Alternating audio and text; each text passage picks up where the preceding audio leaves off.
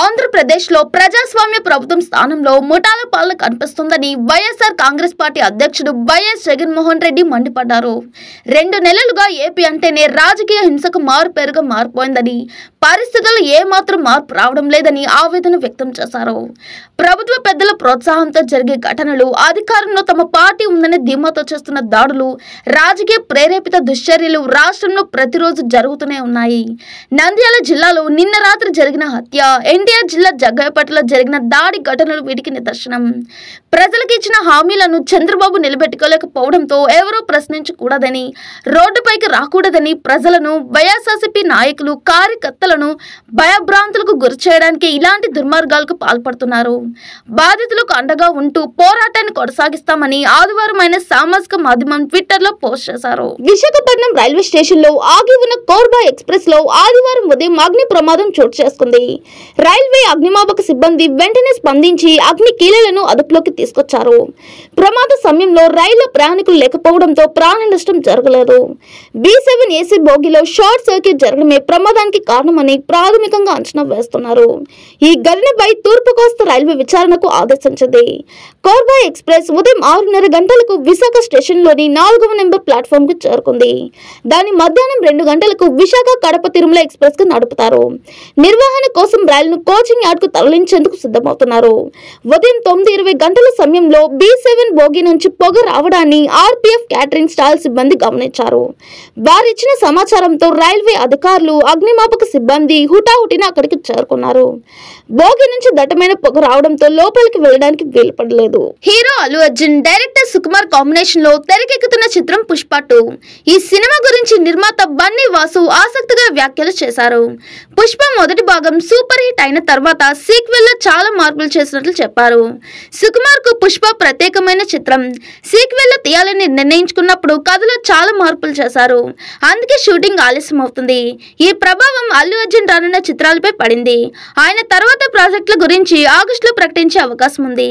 ఇప్పటి వరకు సమాచారం ప్రకారం పుష్ప 2 డిసెంబర్లోనే ప్రేక్షకుల ముందుకు వస్తుంది. ప్రస్తుతం ఎడిటింగ్ వర్క్ జరుగుతుంది. సోషల్ మీడియాలో వచ్చే వార్తలను నమ్మొద్దని బన్నీ వాసు తెలిపారు. ప్రజలు మనపై పెట్టుకున్న నమ్మకానికి న్యాయం చేయాలని ఉప ముఖ్యమంత్రి పవన్ కళ్యాణ్ అన్నారు. గత ప్రభుత్వ పాలనలో ఎన్నో అవమానాలు ఎదుర్కొన్నామన్న ఆయన, వ్యవస్థలను బ్రతికించాలని ఉద్దేశంతో అన్ని తట్టుకొని నిలబడ్డామన్నారు. కలెక్టర్ల సదస్సులో ఆయన మాట్లాడారు. బలోపేతమైన వ్యవస్థలను గత ప్రభుత్వం ఆటబొమ్మలుగా మార్చింది.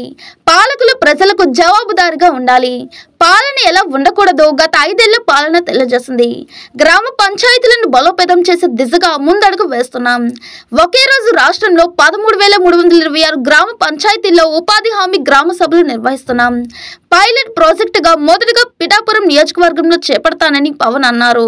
ఏపీలో జిల్లా కలెక్టర్ల సదస్సు ప్రారంభమైంది. అన్ని జిల్లా కలెక్టర్లు, వివిధ శాఖల ఉన్నతాధికారులు ఈ సదస్సుకు హాజరయ్యారు.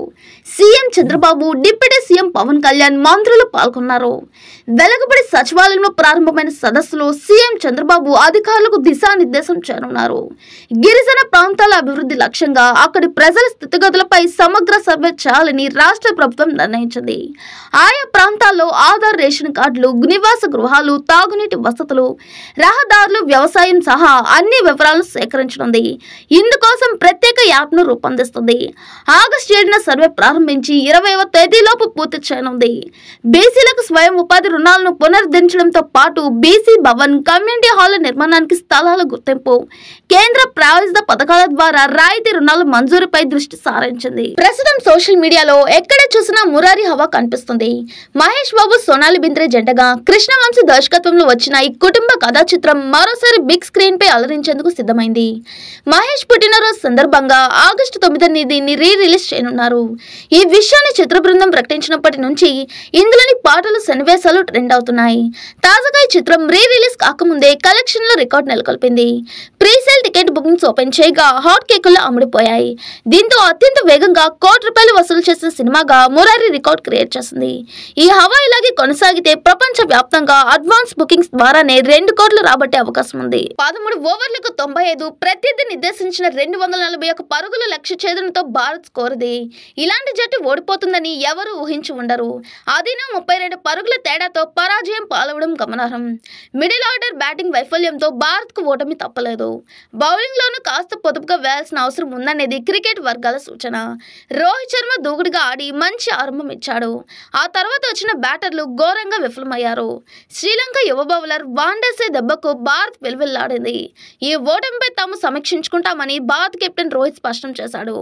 మ్యాచ్ ఓడిపోయినప్పుడు ప్రతిదీ బాధించడం సహజమే. కేవలం 10 ఓవర్లు మాత్రమే నిలకడగా ఆడితే సరిపోదు. మ్యాచ్ ముగిసే వరకు దూకుడు కొనసాగించాలి. అందులో మేము విఫలమయ్యాం. నిరుత్సాహానికి గురైనప్పటికీ క్రికెట్లో ఇవన్నీ మామూలే అని చెప్పారు. శ్రీలంక పర్యటనలో T20 సిరీస్ లో దుమ్ము లేపిన టీమిండియా వన్డేలో మాత్రం స్థాయికి తగ్గ ప్రదర్శన చేయలేకపోతుంది.